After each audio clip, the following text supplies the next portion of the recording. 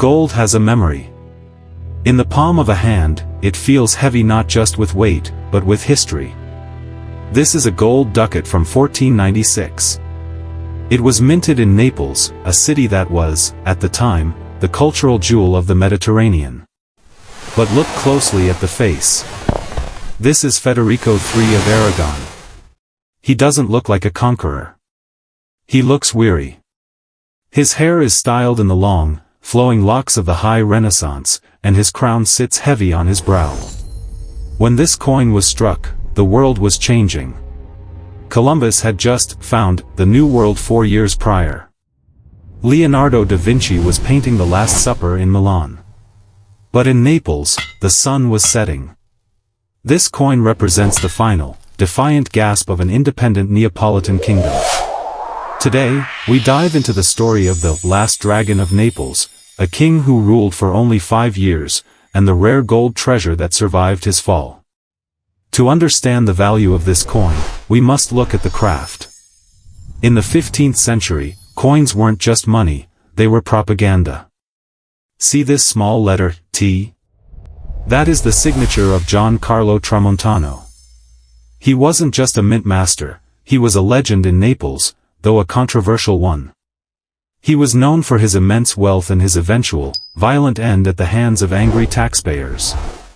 But his skill was undeniable. The king's title on the rim reads, Frederick VDG Rex sic Herve. Frederick, by the grace of God, King of Sicily and Jerusalem. It was a grand title, even if, by 1496, the kings of Naples hadn't actually controlled Jerusalem for centuries. The reverse side is where the artistry truly shines. Instead of a simple coat of arms, we see a knight's helmet, a sallet, topped with a magnificent winged dragon. This was the symbol of the House of Aragon. It's a fierce image, meant to project strength at a time when Federico was surrounded by enemies. Federico III never expected to be king. He was the second son, a man of letters and diplomacy, not a soldier. But after his nephew died without an heir, the crown was thrust upon him. He inherited a nightmare. Italy was the playground of giants. King Louis XII of France claimed Naples as his own. To the west, Federico's own cousin, Ferdinand the Catholic of Spain, was playing a double game. The inscription on the back of this coin says confirmat, he confirms. It was Federico's way of pleading for legitimacy. He was telling the world, I am the rightful king, confirmed by God and the state. But gold cannot buy loyalty when an empire is collapsing. In 1501, his cousin Ferdinand of Spain signed a secret treaty with the French. They agreed to invade Naples together and split Federico's kingdom like a piece of fruit. Federico, realizing he was betrayed by his own blood, chose a path of dignity. Rather than let his kingdom be burned to the ground, he surrendered to the French, preferring to live as an exile in France rather than a prisoner of his treacherous Spanish kin. Federico died in France in 1504.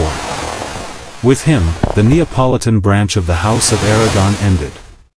Naples became a province of Spain, and these coins, the ducats of the last dragon, were slowly pulled from circulation, melted down to make the coins of the new Spanish masters.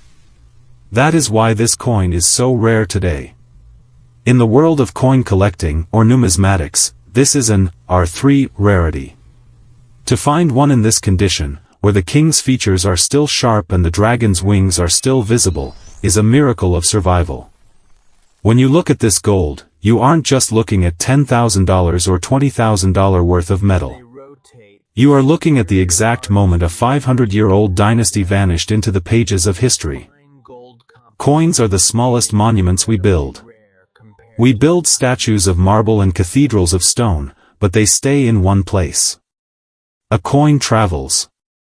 It passes through the hands of merchants, soldiers, and spies. This ducat survived the fall of a kingdom, the rise of empires, and 5 centuries of time. Federico III lost his throne, his country, and his title, but 500 years later, he still stares back at us, frozen in gold. The king is gone.